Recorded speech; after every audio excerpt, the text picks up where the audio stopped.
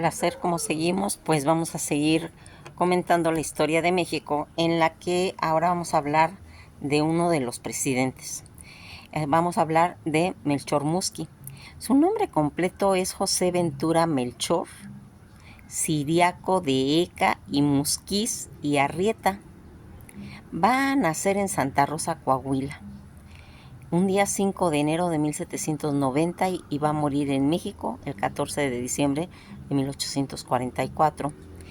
Él fue un político militar mexicano que se va a desempeñar como presidente de México, pues de manera interina en 1832 y anteriormente como gobernador del Estado de México, así como senador de la República Mexicana.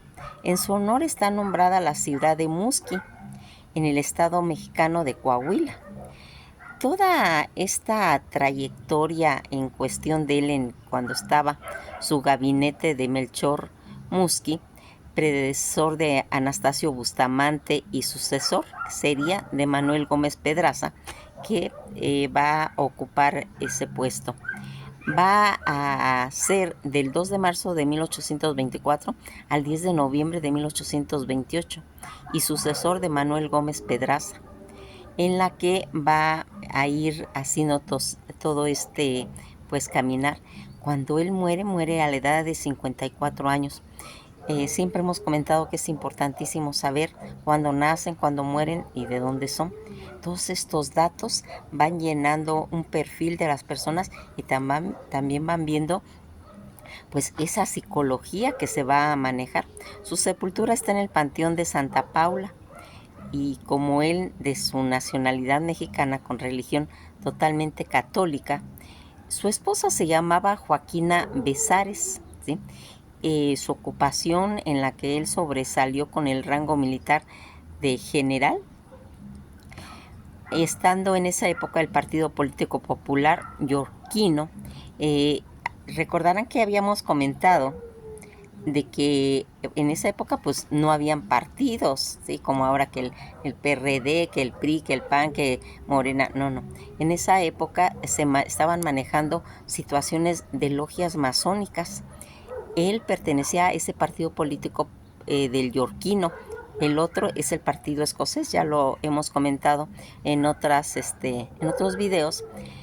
Él va a nacer en esta villa de Santa Rosa de Lima, actualmente pues se llama la ciudad de Musqui, en la provincia novohispana de Coahuila. Ese 5 de enero de 1790 va a ser el menor de los 6 hijos del teniente Blas, María de Eca y Musqui, y de la Garza Falcón, y de su esposa doña Juana Francisca de Arrieta y de los Santos Coy. Se le bautizó en la iglesia de la parroquia de Santa Rosa de Lima, actual Musqui, el día 14 de abril de ese mismo año. Sus abuelos paternos fueron el capitán José Francisco de Eca Musqui y de Vera, hijo de José Antonio de Eca Musqui y Urritia, y de doña Mariana de la Garza Falcón y Villarreal, hija del sargento mayor Blas de la Garza Falcón y Sepúlveda. Gobernador de la provincia de Coahuila, sus abuelos maternos, don Joaquín de Arrieta y Sánchez Navarro, y de doña Rita Catalina de los Santos Coy y Molano. El hermano de su abuelo, el señor José Antonio de Ecay y Musqui, fue también gobernador de la provincia de Coahuila. Aquí observamos que hijo de familiares, todos en cuestiones de áreas políticas, también militares, y que pues imagínense con toda esa formación en casa, ¿qué es lo que va a salir por resultado? Pues un militar. Cuando Musqui era un estudiante en la Guerra de la Independencia, muy chico, va a estallar a principios de 1811. Dejó sus estudios en el Colegio de San Ildefonso, que de ahí viene él, para unirse a las tropas de insurgentes de Ignacio López Rayón en Zinacatepec. Ascendido casi al poco tiempo a nivel de coronel, combatió bajo las órdenes del general Guadalupe Victoria. Ya consumada la independencia, Musqui fue gobernador del Estado de México en 1824 y comandante militar de Puebla en 1829. Y luego, más adelante, ya con el grado de general de división, va a tomar la presidencia un día 14 de agosto de 1832 hasta el 24 de diciembre del mismo año. Toda esa presidencia en la que él asumió, Melchor Musqui, el cargo de presidente interino, estaba supliendo a Anastasio Bustamante, quien había salido a combatir a Antonio López de Santana, pues este último se había pronunciado a través del Plan de Veracruz. Musqui contaba con el aprecio general a causa de su honradez. Además era reconocido por ser sencillo, pues humilde en el trato con los demás. Musqui fue uno de esos hombres que aborrecía profundamente la corrupción y el robo de los caudales públicos y exageraba tanto en sus prevenciones que le gustaban concentrarse en el producto de los impuestos en una habitación que hubo que asegurar para que no se derrumbara por el peso de las monedas, imagínense, para incrementar pues la renta nacional y la atesorarla. Musqui fue el primer presidente que cobró impuestos por puestas en la ventana. Recordarán que hemos hablado de esta situación. No escapando de esta medida de los conventos y las casas también de asistencia, porque Santana ahí dio parejo con todos cuando implementó todo esto de los impuestos. Su gobernante presidencial fue conformado por Francisco Bajonga en el Ministerio de Relaciones Interiores y Exteriores también, Juan Ignacio Godoy, y en el de Justicia y Negocios Eclesiásticos, Ignacio Alas. En Hacienda, Ignacio Iberri. En guerra, tanto pues cuidando la administración fue pues realmente inútil. Musqui tomó en serio su papel de presidente a tal medida que secretamente comenzó a ser aconsejado, según se dice, por Lucas Salamán. Bustamante lo desairó al negociar con Santana la paz sin tomarlo pues ni siquiera en cuenta, dejándolo en ridículo y ofendiendo a Musqui. Presentó su renuncia ante el Congreso, pero no fue aceptada. Le pidieron que siguiera gobernando Santana, Bustamante y Manuel Gómez Pedraza. Se habían puesto, pues se puede decir que de acuerdo con las firmas en los convenios del Zabaleta, para que el tercero fuera el nuevo presidente. Cuando don Melchor se enteró de que ya no era presidente, simplemente salió del Palacio Nacional y se marchó a su casa.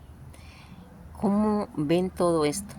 Los años posteriores que van a venir días después, cuando Gómez Pedraza ya va a ser presidente, Musqui se presentó en el Palacio Nacional y amonestó públicamente a Gómez Pedraza, por lo que forman en que se introdujo al país y por usurpación la presidencia que legalmente pues no le correspondía. En represalias, el presidente Gómez Pedraza dio de baja al ejército de Musqui. Mas, sin embargo, el patriotismo de Melchor fue realmente reconocido. Primero se le rehabilitó su grado de general de división y luego, cuando en 1836 se puede decir que se instituyó el supremo poder conservador, fue elegido presidente de ese mismo organismo. El general Musqui vivió siempre de su sueldo de general, aunque no se le pagara los saberes. Tras abandonar el poder y ya una vez que se encontró en la calle con el general Santana, quien lo sorprendió públicamente por el mal estado de que se encontraba su uniforme indigno, dijo, de un general de división que además había sido mandatario de la República. Musqui respondió que no tenía dinero para mandarlo a arreglar.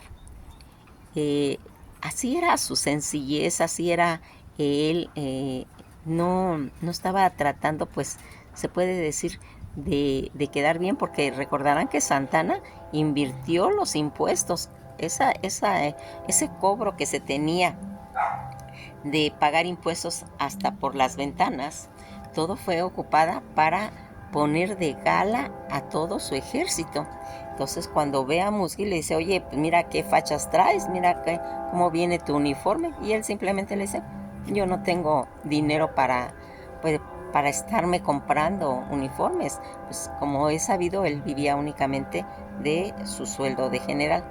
Finalmente, cuando él fallece el día 14 de diciembre de 1844 en la Ciudad de México, y va a ser sepultado el desaparecido panteón del Hospital de San Andrés. En cuestiones personales, su matrimonio y su descendencia, cuando él contrajo matrimonio el 18 de noviembre de 1830 con doña Ana Joaquina Besares Caballero, el 12 de enero de 1804 en Orizaba, Veracruz, viuda del teniente coronel José Miguel de Campillo y Marino e hija de don Lucas Besares y doña Josefina Caballero y Mendivil, fueron padres de ella. Blas de Cay Musgi y Besares en 1831 y Josefa Ecay Musgi y Besares en 1832, Eduardo Turriau y Linares y Márquez del Prado, nietos del general Luis Marie Torreu de Linares, varón del Imperio francés, fíjese, y embajador de Francia en los Estados Unidos. Dolores Secay Musgi y Besares en 1833 es su descendencia. Dolores de Cay Musgi y Besares en 1833.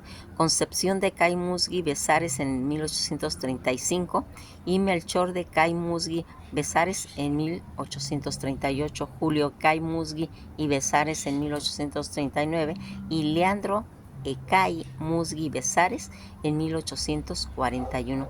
Toda esta descendencia que va a salir, se puede decir que de esa rama, y que va a ser el 9 de marzo de 1925 se celebra a la categoría de ciudad con el nombre actual de Melchor Musgi Sacramento. Desde 1788 a 1844 fue presidente de la República, diputado de Coahuila y México. Además, fue 2 veces gobernador del Estado de México en 1814 y en 1900. Todo esto que Melchor Musgi hizo por México en el año de 1812, realmente crucial en su biografía de Musgi, va a marcar ese resurgimiento de la fe en la causa de la independencia, la heroica defensa de Cuautla por José María Morelos y Pavón, y avivó pues la fe en el triunfo insurgente que era pues esencial en esa época. Toda esta situación en la que nosotros vamos viendo pues cómo se va haciendo y va lográndose esa independencia en México en 1823, fue jefe superior político de la provincia de México y después primer gobernador del Estado de México en 1824, cargo que volvió a ocupar en 1830. Fue comandante militar de Puebla en 1829, cuando fue ascendido a general de división Melchor Musgi. Cuando vamos viendo qué importancia tienen todos estos personajes en el que es esencial, pues primeramente ver las épocas tan difíciles que estaban ocurriendo y esa tendencia de tener esos presidentes interinos por esas divisiones, esos, se puede decir que no se cumplían realmente los objetivos y que va a ir haciendo que tenga pues un cambio constante de presidencias, un país inestable, y habíamos comentado que esa fue una de las causas de el aprovechamiento de Estados Unidos, pues ¿para qué? Para comprar toda la porción de la República Mexicana, y que al final de cuentas pues no fue una poquita situación, una pequeña porción, fue casi la mitad del área de México, y que todos estos presidentes, que en su mayoría, como hemos visto, pues han sido generales, han sido militares, y que van a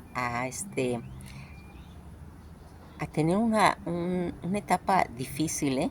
Porque eh, como en todas las situaciones, cuando se van formando todas estas sociedades políticas, pues entran las envidias, entran las divisiones, pero más que todo las traiciones, ¿eh? Que eso a él pues le va a tocar. Pues nos quedamos hasta aquí, espero que pasen un día muy agradable, y pues esto ha sido todo por hoy.